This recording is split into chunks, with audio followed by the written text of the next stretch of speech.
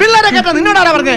എടാ, ലക്ഷങ്ങൾ മുടക്കി ബസ് വാങ്ങിച്ചിട്ടിരിക്കുന്നത് ആരാന്റെ പിള്ളേരെ 25 വയസ്സേക്കും 50 വയസ്സേക്കും സ്കൂളിൽ കൊണ്ടാക്കാനല്ല. അല്ലെങ്കിൽ തന്നെ ഈ പഠിപ്പുള്ളവന്മാരെ എനിക്ക് എന്റെ കണ്ണിനെടുത്ത് കണ്ടുകൂടാ.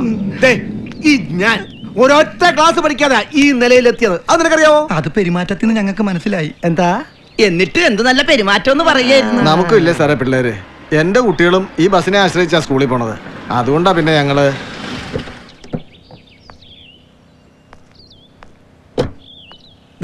അത് കണ്ടോ, എന്റെ പെങ്ങടെ മോള അനന്തരവൾ ഡോക്ടറാകാൻ പഠിച്ചിട്ട് വരിക സ്വന്തം കാറിൽ. കാറുള്ളവർ മാത്രം പഠിച്ചാ മതി. നാളെ മുതൽ ഒറ്റ പിള്ളേരെ നമ്മുടെ ബസ്സിൽ കയറ്റി പോരുത്. അത് നടക്കില്ല മുതലാളി. എന്താ? പിള്ളേര് സമ്മതിക്കില്ല. ലോ കോളേജിലെ പുതിയ ചെയർമാന്റെ നേതൃത്വത്തിൽ കുറെ വിദ്യാർത്ഥികൾ വണ്ടി തടഞ്ഞിട്ട് ഞങ്ങൾക്ക് വാണി തന്നിരിക്കുക. പിള്ളേരെ കയറ്റില്ലെങ്കിൽ ബസ്സിലിട്ട് ഞങ്ങളെ കത്തിച്ചു കളയും. പിള്ളേരെ കയറ്റിയാൽ നിങ്ങളെ ഞാൻ കത്തിക്കും. പാലായിന്ന് കൊച്ചിക്ക് വരുമ്പോഴേ ഈ പ്രഭാകരന്റെ ഒരു പുണ്ണാക്കും ഇല്ലായിരുന്നു. ഒറ്റ ബസ്സിൽ തുടങ്ങിയതാ. ഒരുപാട് കാലം വളയം പിടിച്ചിട്ടാ ഈ 1:40 എനിക്കറിയാം എങ്ങനെ ഉണ്ടാക്കണോന്ന്. ആ താക്കോലിക്ക് തന്നടാ, ഇങ്ങോട്ട് താടാ. അതെ, വേണ്ട മുതലാളി വേണ്ട. പോയി വണ്ടിയെ കേറടാ.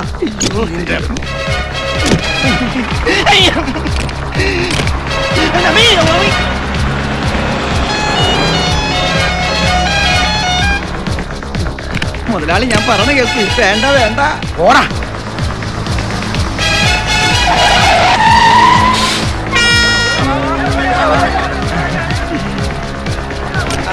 അയ്യോ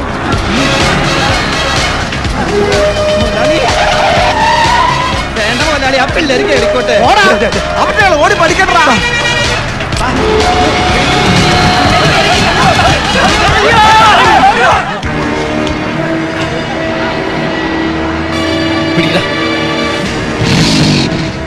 മുതലാളി പിള്ളേരോടാണ് കളി. ഇനി എന്തൊക്കെ സംഭവിക്കുമാവോ?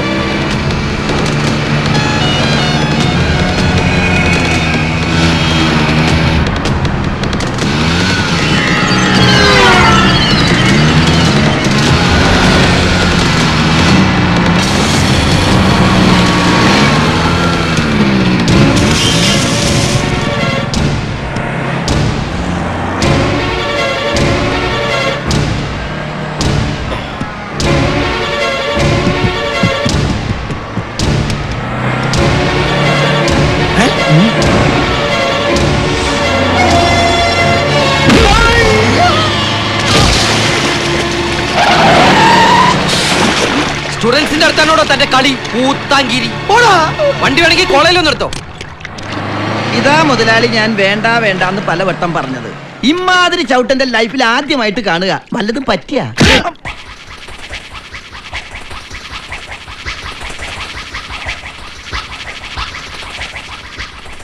എന്റെ മേക്കാവിലമ്മേ. അയ്യോയ്യോ, ഞാൻ എന്താ ഈ കാണുന്ന? നിന്റെ ശരീരത്തിൽ രക്തം കയറ്റിയോടാ? എന്താ കയറ്റിയത് ക്ഷത്രിയ രക്തം അല്ലെങ്കിൽ ഊറ്റിക്കളഞ്ഞ് ക്ഷത്രിയ രക്തം തന്നെ കയറ്റണം. രക്തം കയറ്റാനായിട്ട് എനിക്കൊന്നും പറ്റിയില്ല മുത്തശ്ശ. പിന്നെ ഞാൻ ഈ കാണുന്നതൊക്കെ എന്താ? ഇതൊക്കെ വേറൊരു നമ്പർ അല്ലേ? നമ്പറോ? Plaster of Paris. നമ്മുടെ ഡോക്ടർ വർമ്മ ഇവിടെ ഉള്ളതുകൊണ്ട് കിട്ടിയൊരു അഡ്ജസ്റ്റ്മെന്റാ. അല്ലെങ്കിൽ ആ കരിമ്പാറക്കാരൻ പൂത്താങ്കിരി എനിക്കെതിരെ കേസ് കൊടുക്കൂലേ വധശ്രമത്തിന്? നീ നിയമം പഠിക്കുന്ന വെറുതെ ആയില്ല. മൂത്തച്ഛനൊക്കെ പേടിച്ചു പോയോ? ഇങ്ങേർക്ക് വയസ്സാം കാലത്ത് ബസ് ഓടിക്കേണ്ട വല്ല കാര്യം ഉണ്ടായിരുന്നോ? ഞാൻ ബസ് ഓടിക്കും, ചിലപ്പോ മീൻ കൊണ്ടു നോക്കും. തനിക്ക് എന്നാണോ തന്നെ ഇവിടെ വിളിച്ചു വരുന്നത്? ചേട്ടനെ തല്ലി അപ്പുറത്ത് എടുക്കുന്ന തെണ്ടിക്കെതിരെ കേസ് നടത്തി അവന് ശിക്ഷ വാങ്ങിച്ചു കൊടുക്കാനാ.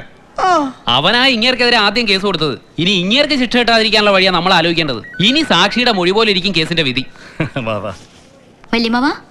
വേദന കുറവുണ്ടോ? ഞങ്ങളുടെ അനന്തരവള ഡോക്ടറാകാൻ പഠിക്കുക. മരുന്നൊക്കെ സമയത്തിന് കഴിക്കണം. ഇതിന് നിങ്ങളുടെ മരുന്ന് കഴിച്ചിട്ട് ഒരു കാര്യമില്ല. തിരുമ്മിക്കണം. എടി മോളെ, എന്നെ ചവിട്ടിയാ തെണ്ടി ചുമ്മാ വന്ന് അപ്പുറത്ത് കിടപ്പുണ്ട്. നീ വല്ല വിഷവും കലക്കി അവന് കൊടുക്ക. ഒരു ജ്യൂസ് ആവല്ലേ? പാടില്ല. അടർക്കളത്തിൽ അടരാടി തളർന്ന ക്ഷത്രിയ യോദ്ധാവ് പഴച്ചാറ് കുടിക്കാൻ പാടില്ല. ഇളനീരേ കുടിക്കാവൂ. ഇളനീര്. മുത്തശ്ശൻ തെങ്ങേക്ക് 2 ഇളനീരിട്ടിട്ട് വാ. നീ ജ്യൂസ് കുടിച്ചോ. ഹായ്. അയ്യോ, എന്നെ കാണല്ലേ. അന്ന് അമ്പലത്തിൽ കണ്ട ആളല്ല ഞാൻ. ആണെന്ന് ഞാൻ പറഞ്ഞില്ലല്ലോ. ഭാഗ്യം, നമ്മളെ മനസ്സിലായില്ല. നിങ്ങളെ മനസ്സിലായി. ഇയാളുടെ അകന്ന ഫ്രണ്ട് അല്ലേ? എന്നെ മനസ്സിലായി, നിന്നെ മനസ്സിലായില്ല. നമ്മൾ പറ്റിച്ചു. നേഴ്സാ? അല്ല, മെഡിക്കൽ സ്റ്റുഡന്റാ. വല്ലൊക്കെ അറിയോ?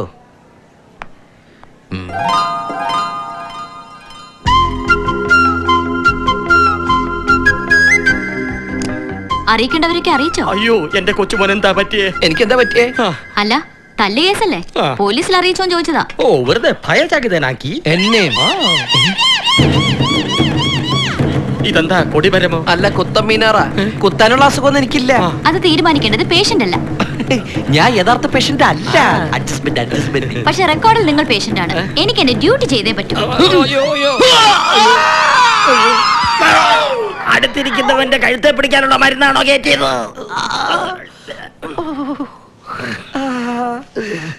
സൂചി എന്റെ കുണ്ടിയുമേ തന്നെ ഫിക്സ് ചെയ്തൊന്ന് നോക്കും മുത്തശ്ശ. ആ ഞാൻ പറഞ്ഞില്ലേ എല്ലാത്തിനും ദൃക്സാക്ഷി ഉണ്ടെന്ന്. അത് ഇവൻ സാക്ഷി പറയും. പിന്നെ ആ പൂതി അങ്ങ് മനസ്സിൽ വെച്ചാ മതി. ഞാൻ സാക്ഷി പറയില്ല. എന്താണോ കാര്യം?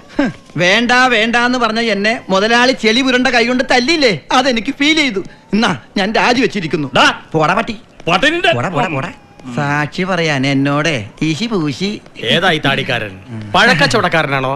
അല്ല, എന്റെ പേര് കോമളൻ. മുഖം നോക്കാതെയാണോ പേരിട്ടത്? ഒരു സംശയം. എന്താ ഇവിടെ? ദേ, ഇത്രയും കാലം കരിമ്പാറക്കാരുടെ മുമ്പിൽ പേടിച്ച് ഓച്ചാനിച്ച് നിന്നൊരു പാവം കണ്ടക്ടറാണ് ഞാൻ. ഇന്ന് സൂര്യയുടെ ചവിട്ട് കണ്ടപ്പോ ഞാൻ അവിടുത്തെ ജോലി രാജിവെച്ചു ഇവിടെ ജോയിൻ ചെയ്തു. തക്ക സമയത്ത് മറുകണ്ഠം ചാടിയ നിന്നെ എങ്ങനെ ഞങ്ങൾ നമ്പും? നമ്പാനുള്ള സാധനവുമായിട്ടാണ് എന്റെ വരവ്. ഈ പഴങ്ങളോ? പിന്നെ നാളെ വിദ്യാർത്ഥികൾക്കെതിരായിട്ട് ബസ് ഉടമകൾ ഹർത്താലിന് ആഹ്വാനം ചെയ്തിരിക്കുകയാണ്. അതിനു മുമ്പേ ബസ് ഉടമകൾക്കെതിരായി വിദ്യാർത്ഥികൾ സമരം ചെയ്യും. ജനാധിപത്യവും രാജഭരണവും തമ്മിലുള്ള വ്യത്യാസം ജനമൊന്നും മനസ്സിലാക്കട്ടെ. മോനെ പടയൊരുക്കൂ. നാളെ നിങ്ങൾ വിദ്യാർത്ഥികൾ ഇവനെ മുൻനിർത്തി ജനജീവിതം സ്തംഭിപ്പിക്കണം. പ്രിയ വിദ്യാർത്ഥിനികളെ, പകൽ നേരത്ത് പഠിക്കുകയും രാത്രികാലങ്ങളിലും അവധി ദിവസങ്ങളിലും ജോലി ചെയ്ത് പഠിക്കാനുള്ള പണം സ്വരൂപിക്കാൻ മുന്നോട്ട് വന്നിരിക്കുന്ന സൂര്യനാരായണ വർമ്മ ഈ കോളേജിലെ മാത്രമല്ല കേരളത്തിലെ എല്ലാ കോളേജുകളിലെയും വിദ്യാർത്ഥികൾക്ക് ഒരു മാതൃകയാണ്. അതും സാധാരണക്കാരുടെ വാഹനമായ ഈ ഓട്ടോറിക്ഷ തന്നെ തിരഞ്ഞെടുത്ത അദ്ദേഹത്തിൻ്റെ എളിയ മനസ്സിനെ ഞാൻ അഭിനന്ദിക്കുകയാണ്.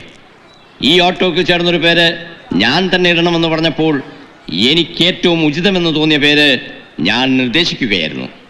നിങ്ങളുടെ എല്ലാം അനുവാദത്തോടു കൂടി ആ പേര് ഞാൻ വെളിപ്പെടുത്തുകയാണ്. ഇത് പിടിച്ചേ. ആയിക്കോട്ടെ.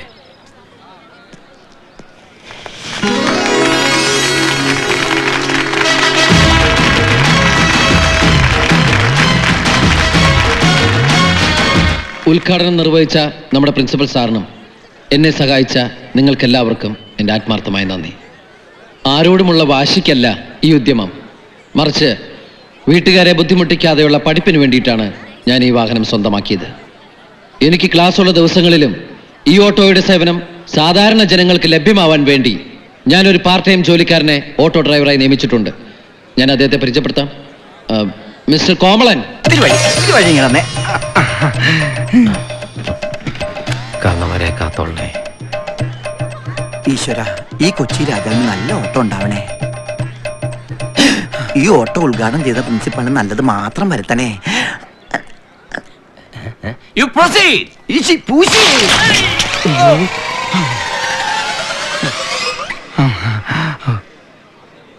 ചോര കണ്ട് ഐശ്വര്യേ.